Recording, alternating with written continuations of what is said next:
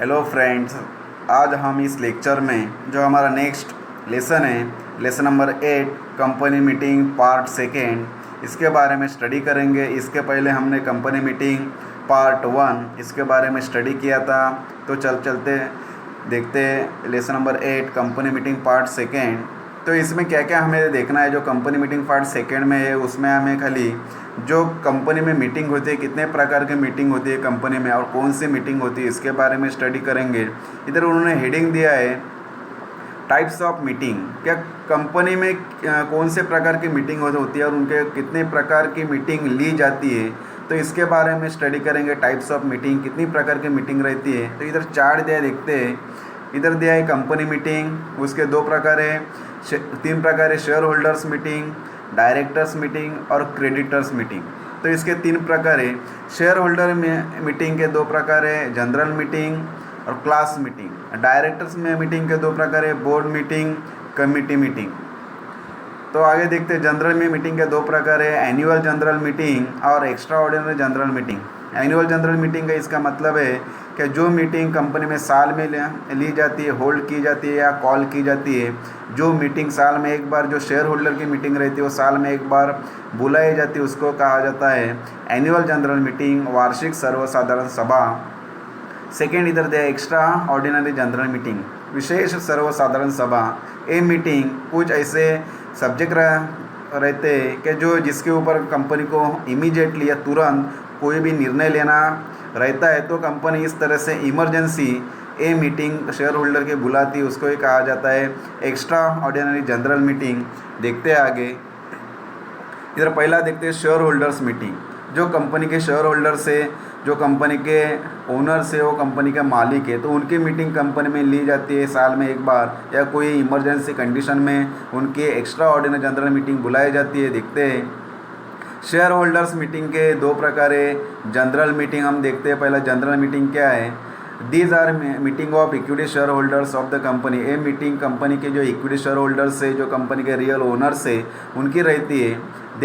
There are 2 types of general meeting, annual general meeting और extraordinary general meeting. General meeting के 2 प्रकार है, एक एनुअल जनरल मीटिंग एजीएम और दूसरी एक्स्ट्रा ऑर्डिनरी जनरल मीटिंग। इसके बारे में स्टडी करेंगे। पहला है एनुअल जनरल मीटिंग, वार्षिक सर्वसाधारण सभा।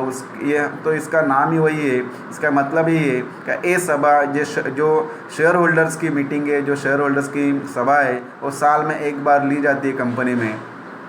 Annual general meeting is a meeting of the equity shareholder which is held once in every financial year. So इस तरह से जो एनुअल जनरल मीटिंग है, कंपनी के जो शेयर होल्डर्स है, इक्विटी शेयर होल्डर, इनकी मीटिंग रहती है और ये मीटिंग साल में एक बार ली जाती है।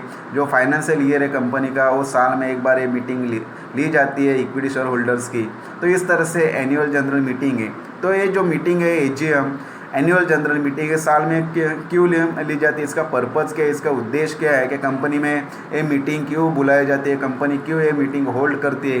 तो इसका मीनिंग है, पर्पज़ देखते हैं।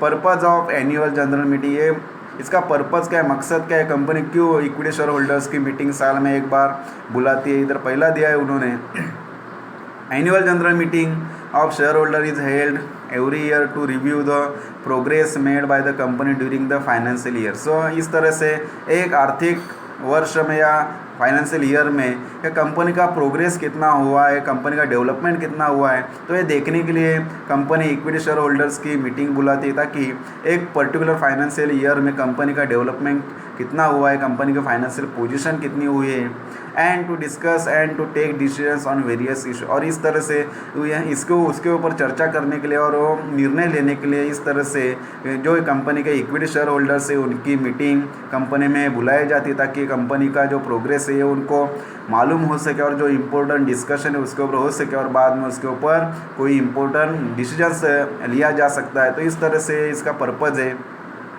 पहला इधर दिया है purpose, to adopt annual accounts director reports and auditor report. So इस तरह से जो इक्विटी शेयर होल्डर्स की मीटिंग कंपनी में बुलाई जाती है साल में एक बार। तो इसका पहला इधर पर्पस दिया है, जो एनुअल अकाउंट्स कंपनी ने डायरेक्टर्स ने बुलाया है, जो बनाया है उसको अडॉप्ट करना, उसको मंजूरी देना। डायरेक्टर ने जो रिपोर्ट बनाया कंपनी के प्रोग्रेस के बारे में उसको मंजूरी देना, या जो ऑडिटर्स है कंपनी का सीए उन्होंने जो अकाउंट्स तैयार किए, स्टेटमेंट तैयार किए, उनको मंजूरी देना, उसको अडॉप्ट करने के लिए मीटिंग बुलाई जाती है। पहला पर्पज़ है।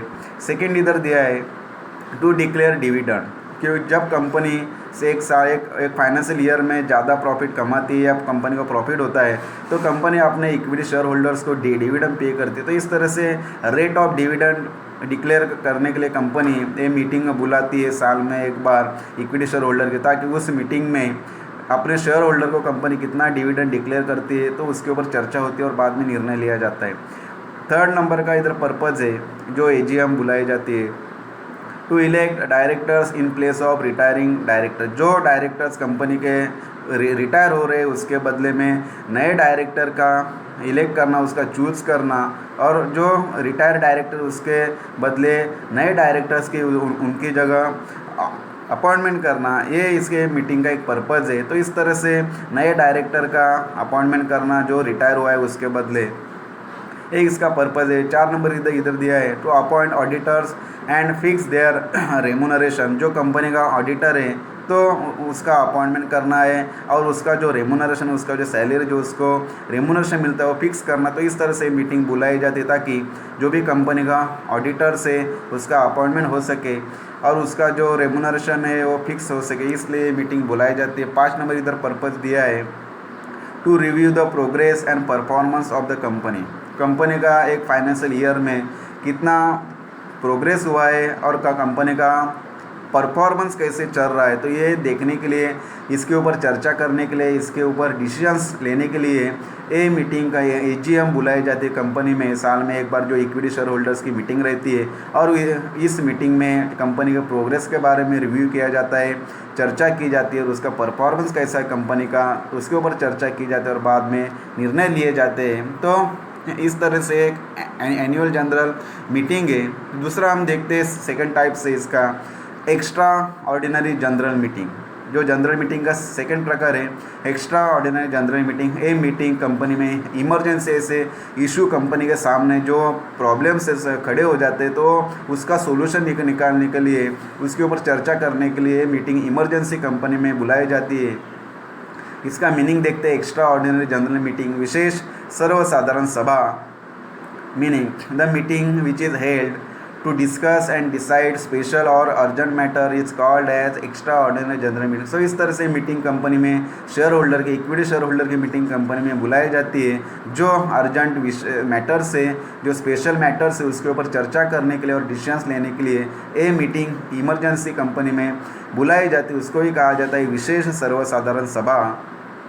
सच special matters which are transacted in UOGM are called special business. So इस तरह से ये स्पेशल मैटर्स इस मीटिंग में डिस्कस किए जाते हैं, उसके ऊपर निर्णय लिए जाते हैं, उसको ही कहा जाता है स्पेशल बिजनेस। तो इस तरह से ये मीटिंग बुलाई जाती है इमरजेंसी कंडीशन में। तो ये मीटिंग बुलाने का पर्पज़ क्या है वो हम देखते हैं।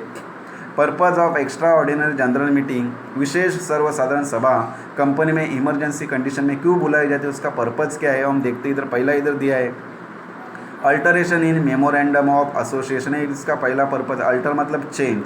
जो कंपनी का मेमोरेंडम ऑफ एसोसिएशन है, कंपनी का पहला फर्स्ट एंड फंडामेंटल डॉक्यूमेंट्स रहता है और इसमें कुछ कंपनी को बदल करना है तो इस तरह से कंपनी इमरजेंसी अपने इक्विटी शेयर होल्डर्स की मीटिंग बुलाती है और मेमोरेंडम में बदल करती है। तो एक पहला पर्पज़ है। सेकेंड इधर दे है alteration of articles of association, एक कंपनी का सेकेंड डॉक्यूमेंट्स है और एक कंपनी की नियमावली है। इसमें सब कंपनी के जो इंटरनल मैनेजमेंट है उसके बारे में रूल्स दिए जाते हैं, तो उसमें कुछ बदल का करना है इंटरनल मैनेजमेंट के रूल्स में। तो ये एक मीटिंग इमरजेंसी बुलाई जाती है ताकि कंपनी आर्टिकल्स में बदल कर सके। 3 नंबर का पर्पज़ है removal of directors before expiry of his or her term. जो भी डायरेक्टर्स इस तरह से रिमूवल ऑफ डायरेक्टर्स को रिमूव करना है, उसका जो टर्म है वो एक्सपायर होने से पहले उसको, और जो हीज और हर उसका टर्म पूरा होने से पहले उसको अपना जो ड्यूटी है, वो उसका जो काम है और उसका जो पद है, तो उससे उसको रिमूव किया जाता है। डायरेक्टरशिप से वो डायरेक्टर को रिमूव किया जाता है। तो एक पर्पज़ है कि कोई भी डायरेक्टर्स को उसका जो टर्म है वो एक्सपायर होने से पहले उसको रिमूव किया जाता है। तो ये एक पर्पज़ है।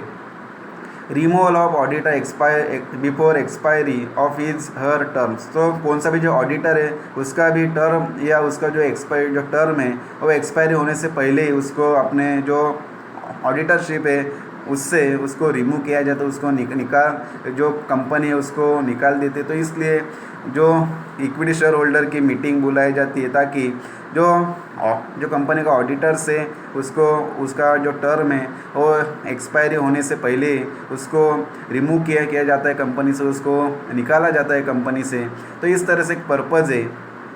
5 नंबर इधर दिया है voluntary winding up of company. So इस तरह से कंपनी को खुद को ऐसा लगता है कि ये कंपनी अभी वाइंडिंग अप करना चाहिए, बंद करना चाहिए, क्लोजअप करना चाहिए, लॉकआउट करना चाहिए। तो इस तरह से कंपनी जो अपने इक्विटी शेयर होल्डर है उनकी मीटिंग बुलाती इमरजेंसी कंडीशन है, क्योंकि कंपनी को लास्ट मेनी ईयर्स में बहुत लॉस हुआ रहेगा, या इस साल में भी कंपनी की फाइनेंशियल पोजीशन अच्छी नहीं, इस साल में भी कंपनी को लॉस हुआ है। तो इस तरह से जो डायरेक्टर्स है, जो सेक्रेटरी है, वो शेयर होल्डर्स की मीटिंग बुलाती है और उसमें निर्णय लिया जाता है। क्या जो इक्विटी शेयर होल्डर से खुद नहीं निर्णय लेते कि कंपनी लॉस में मेनी ईयर से अभी लॉस में, कंपनी का फाइनेंशियल जो प्रोग्रेस है अच्छा नहीं, तो ये इस तरह से कंपनी चलाने से अच्छा है कंपनी बंद करना अच्छा रहेगा, ताकि जो भी लॉस है आगे होगा वो होगा नहीं। तो इस तरह से वॉलंटरी जो इक्विटी शेयर होल्डर्स है वो एक्स्ट्रा ऑर्डिनरी जनरल मीटिंग में ये निर्णय लेते हैं क्या